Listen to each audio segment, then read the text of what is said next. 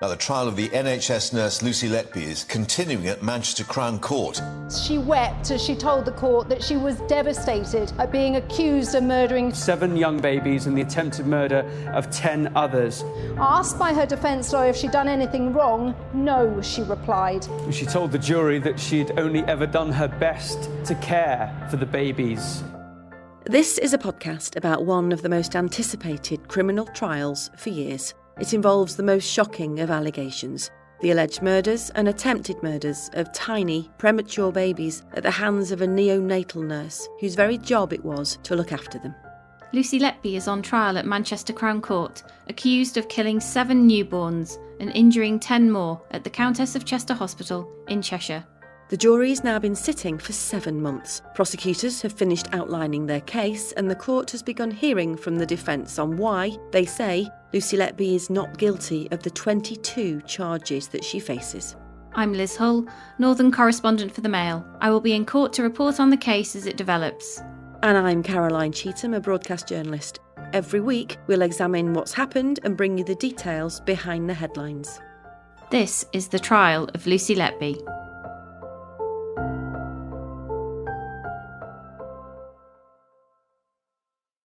So regular listeners will know by now that the babies in this trial are not being named for legal reasons, and the identities of their families are also being protected. We're calling them babies A to Q. 7 of the babies died, 10 survived. Every one of these babies was or is someone's son or daughter, and the mums, dads and families of every baby are present in court, listening to every detail of how their child was allegedly killed or harmed. This podcast will go further than the headlines and news reports, but at times you might wonder why we aren't bringing you more detail. That's because we can only tell you what the jury have heard, and that's to preserve the integrity of a fair trial. In this episode of the podcast, we'll walk you through the moment Lucy Letby began giving evidence in her defence.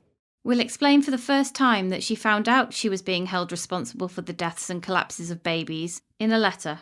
We'll also hear the detail of her first traumatic arrest at 6 a.m. in July 2018, how it impacted her mental health, and how she's sickened at the accusations she faces.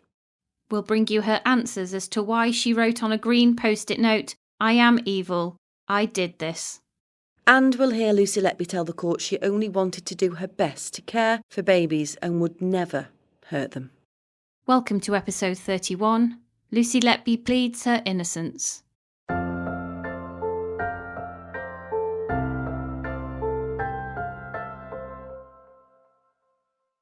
So Liz, yesterday was a pivotal moment in this case, so much so that we're here recording this extra episode of the podcast. In the last episode that we released on Monday, we said we didn't know if Lucy Letby was going to give evidence in her defence. We had a feeling that she might, but we really couldn't be sure. But now we do know, and Liz, you were in Court 7 for what was a significant moment in this trial. Yes, so 7 months after the case began, the jury and the parents of the babies at the heart of these allegations have heard from Lucy Letby directly for the first time. OK, so before we hear exactly what she had to say, can you walk us through what the jury actually witnessed? So Caroline, the court began sitting as usual at 10:30 yesterday morning. And this time it was the turn of Ben Myers, KC, Lucy Letby's barrister, to address the court and open his defence case. By the time everyone filed into court, that's the lawyers, the police officers, the journalists, Lucy Letby's parents, and the mums and dads of the babies allegedly killed or harmed, she was already sat waiting in the witness box. She was dressed all in black, in a smart trouser suit and a fitted top, and she was flanked by 2 female prison guards. Another male prison officer was also sitting in a chair beside the door to the courtroom. And she faced the jury and stood up when the usher asked her to take the oath. She swore on the Bible to tell the truth, the whole truth, and nothing but the truth. So she gave evidence yesterday for just over 4 hours, but this didn't happen all at once. No, there were regular breaks across the day. She's giving evidence for around an hour at a time, with a 15-minute break in the morning and another in the afternoon, with an hour-long lunch break in between. So Mr. Myers began by questioning Lucy Letby on her upbringing and her background, and she told jurors that she's an only child and she grew up in Hereford with her parents John and Susan. They were both in court to watch their daughter give evidence, as they have been for every day of this trial so far. We also found out that Lucy Letby had 2 cats called Smudge and Tigger, and she became tearful when Mr. Myers spoke about them. She told the jury she'd always wanted to work with children and decided towards the end of her high school that she wanted to become a nurse, so chose A-levels which would best support her career. And she went on to study for a nursing degree at the University of Chester and was, she said, the first person in her family to go to university. During her studies, she said she carried out numerous work placements. The majority were at the Countess of Chester Hospital on either the children's ward or the neonatal unit. She qualified as a Band 5 nurse in September 2011, and she went on to do extra qualifications so she could work with intensive care babies in around March or April 2015. She said her time from then on was predominantly spent looking after the sickest babies on the unit. And Mr. Myers asked her about her job. How much did you value being a nurse? Massively. It was everything. And caring for babies? I always strived to go on every course possible to be the best I could. Did you ever want to hurt any baby you looked after? No, that's completely against everything being a nurse is. I am there to help and care, not to hurt. The jury have also heard that she had several godchildren, and a photo was shown to the court of a notice board at her home in Chester with cards they'd sent to her. One was a picture of a star and said "Number 1 Godmother awarded to Lucy Letby." Another was a birthday card, apparently sent from her cats, which said "Happy birthday, Mummy, love Tigger and Smudge." There was also a card with her parents' photograph on it that had been mocked up in the style of a newspaper, with the headline "Hay Festival Exclusive." Lucy Letby explained this was a novelty card from the Hay Literature Festival that they'd attended. Lucy Letby became tearful and wiped her eyes with a tissue as she told the court it was difficult looking at pictures of her home, which was a 3-bed semi in Chester. She described buying that first property as a huge milestone. The images shown to the jury included those of her neatly manicured back garden with climbing roses, a tidy sitting room with a corner sofa, and a cabinet full of trinkets. There were also childlike ornaments of Snow White and the 7 Dwarfs on a windowsill on her landing, and cuddly toys on the double bed in her bedroom, including Winnie the Pooh and Eeyore. Her pillowcase also had a bunny on it, and the slogan "Sweet Dreams" was embroidered in pink on her white duvet cover. Now, once we'd heard these personal details, Mr. Myers went on to ask Lucy Letby about the moment she was removed from the ward after suspicions arose in July 2016. And remember, this was to a desk job within the hospital, in the Risk and Patient Safety Office. At that point, she'd not been accused of any crime, and in emails other staff were told she was on secondment. Here's Mr. Myers. You were moved from clinical duties in July 2016. Why did you think you were being put in a non-clinical role that July? That there had been an increased mortality rate on the unit, and as a result, numerous staff were having to go through their competency checks and redo their competencies, and that would be starting with myself. That's what I was told by management in the hospital and the executive team. How did you feel when you were removed from your clinical duties? I was devastated because I've always prided myself on being very competent, and the fact that I potentially hadn't been competent really affected me. Being taken away from the job I loved really affected me. It was life-changing in that moment. From a self-confidence point of view, it made me question everything about myself.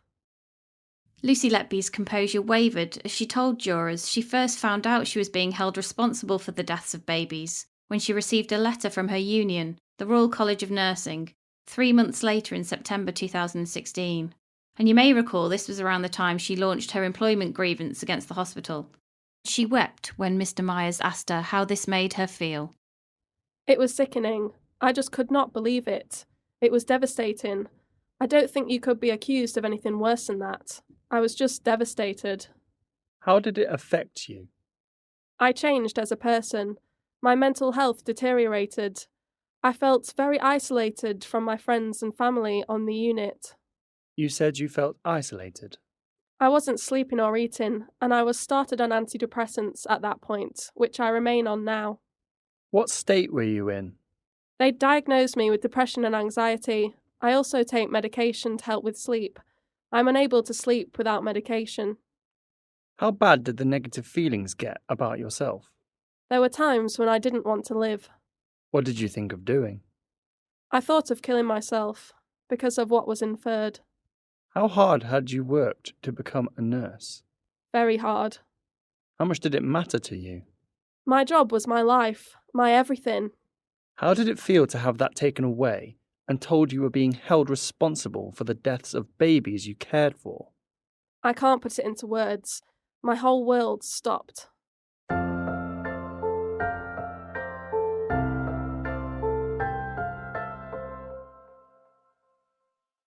So in September 2016, Lucy Letby knew she was being held responsible for the deaths of babies on the ward, that her competencies were being questioned, and she was no longer in a clinical role. But it was almost 2 years later before she was arrested by police. Now we know she was arrested 3 times in 2018, 2019 and 2020. And as she gave evidence, we found out a lot more about what happened. The court was told she'd never been in trouble with the police before, and Mr. Myers asked her to describe the process of her arrest on the 3rd of July 2018. She told the court that the night before, she and her parents had returned from a family holiday and her father was staying with her. She became very tearful as she told her barrister what happened. How did you know the police were coming that day? What's the first you knew? There was a loud knock at the door at 6 o'clock in the morning. Did you have any idea the police were coming that day? None at all. So when they came in, what happened? They told me I was being arrested for multiple counts of murder and attempted murder. They quickly handcuffed me and took me away. I was taken to the police station in my pyjamas. She said her second arrest in June 2019 was a mirror image of the first. She had no idea police would be coming to her family home in Hereford, where she'd moved to as part of her bail conditions. What's the impact of that on you, the banging and being arrested again? It was just the most scariest thing I've ever been through. It not only happened once, it happened twice and a third time. It's just traumatised me. I'm very sensitive to any noise, any unexpected change or new people. I'm easily startled, easily frightened of things. Were you like that before the arrests? No, not at all.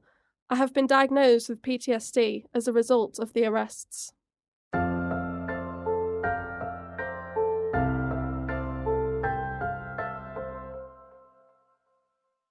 Now, after Lucy Letby was arrested, we know her house, her parents' house and her desk at work were all searched. Some of the notes found during those searches have been outlined already by the prosecution. One of these was a green post-it note.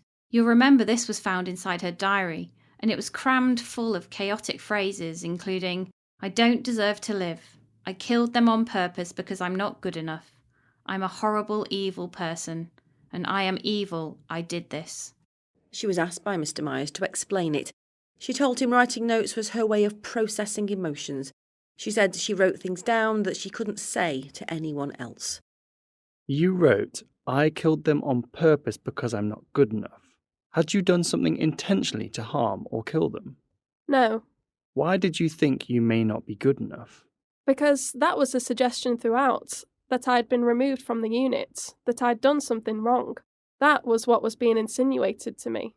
Why had you written "not good enough" and underlined it? That was my overwhelming thought, feeling about myself at the time, that I wasn't good enough. Why? Because of the way people made me feel. Had you done anything wrong to hurt any babies? No. How were you feeling? I felt immense responsibility. I felt I had been incompetent or done something wrong that had harmed the children. I will never have children or marry or know what it's like to have a family. Why were you saying that? Because at the time I didn't see any future for myself. I couldn't imagine what life would be, or that I would have a future. Why had you written "no hope"? Because there were times that I didn't have any hope. My whole situation felt hopeless. I killed them on purpose because I'm not good enough. Why did you think you weren't good enough? Because the suggestion throughout was that I'd done something wrong, that my competencies had to be rechecked. I don't deserve Mum and Dad. I'm evil. I did this. Why say this? I felt at the time if I'd done something wrong and I didn't know I'd done that, I must be such an awful, evil person if I'd made mistakes and not known. What did you believe had happened or you had done? That somehow I had been incompetent and done something wrong, which had led to an effect on those babies. What did you mean, I did this? I felt I must be responsible in some way.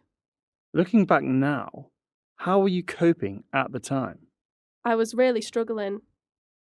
The green post-it note wasn't the only note found in her diary. Now, you may recall that there was another white sheet of A4 paper with similar scrawled writings, also found by officers. On it had been written, "I don't know if I killed them. Maybe I did. Maybe this is all down to me," which had been crossed out. And just like the green post-it, Mr. Myers asked his client to explain it. Why would you have written something like this? Because that's how I was feeling at the time. Why crossed out like it is? That's just something I'd do. I would cross out certain things. It was a way of me processing things and dealing with things. How did it make you feel, wondering if you'd killed them? I hated myself. The allegation is that you intended to hurt these babies. Did you do anything intending to hurt anyone? No, never. How easy was it to control your thoughts when you were feeling this way at this time? It's not. They're very random and sporadic. As they came to my mind, that's how they'd be written down. There was no structure to them. It says, I want to die. Is that how you felt? Yes, I couldn't see how my life would ever be the same again. I didn't want to live with a life I had at the time. Mr. Myers also took her through another of the notes, the yellow post-it, which was found in a handbag in her bedroom following her arrest. This note was crammed full of names and phrases, and it included the name of a doctor colleague Lucy Letby became close to at the hospital. We can't name him for legal reasons, but we've been calling him Dr. A throughout this trial. And you might remember she became tearful when he gave evidence in the trial several weeks ago. Mr. Myers pointed to the phrase, "Love was all we needed," and Lucy Letby explained it was lyrics from a Craig David song. The barrister asked, Are you saying that to anyone in particular? No, this wouldn't be for anyone to read. It was just an outlet. It says Dr. A's name. What does it say underneath? My best friend. Is that referring to Dr. A? I believe so. Is that what you felt about him? Yes, he was a trusted friend. Lucy Letby was asked directly whether her relationship with Dr. A was anything more than a friendship. She insisted it wasn't, but admitted they had met up outside work to go for coffees, meals, or just a walk. But she said their friendship just fizzled out at the beginning of 2018 before she was arrested in July. Mr. Myers also asked Lucy Letby about the word bastards that she'd written in capital letters on the back of this note. She told jurors she was referring to Dr. Ravi Jairam and Dr. Stephen Breary, who had pointed the finger at her. The courts previously heard that both doctors blocked Lucy Letby from returning to the unit, even though hospital managers wanted her back on the ward.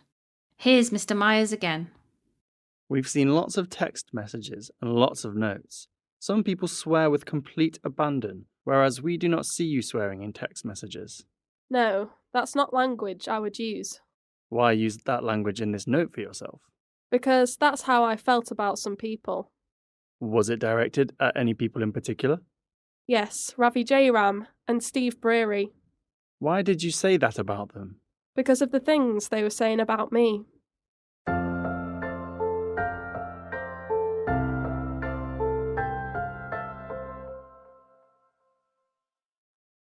So after almost 4 hours in the witness box yesterday, Mr. Myers finished by asking Lucy Letby directly about whether she murdered or tried to murder the 17 babies we've heard about in this trial. This was the final dramatic exchange between them. You understand the allegations are of murder and attempted murder. Yes. Have you ever tried to kill any baby you cared for? No. Have you ever intentionally harmed or tried to intentionally harm any babies as alleged? No, never.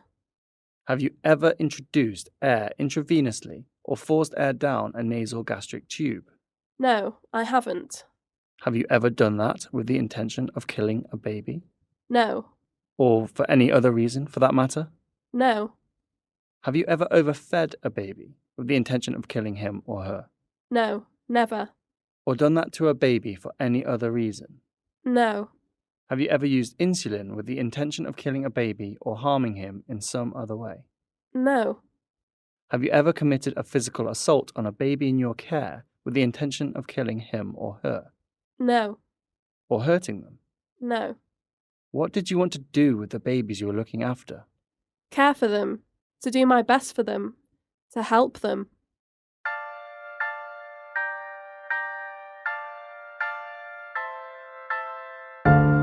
So that's it for this special bonus episode. The jury have a couple of days off now, but on Friday they're due back to hear what Lucy Letby has to say about the specific allegations relating to each baby. She denies causing any of them any harm. I'll be in court as usual, and we'll bring you all the detail in our usual episode on Monday. You can also read my reports on the case in the Mail and on Mail Plus. You can give us a rating and you can follow us on Twitter at Lucy Letby Trial or send us an email at thetrialoflucyletby@gmail.com. Just to say, we are reading all of your emails, so please do keep sending them. But because of the legal restrictions in this case, we're not always able to reply. See you on Monday.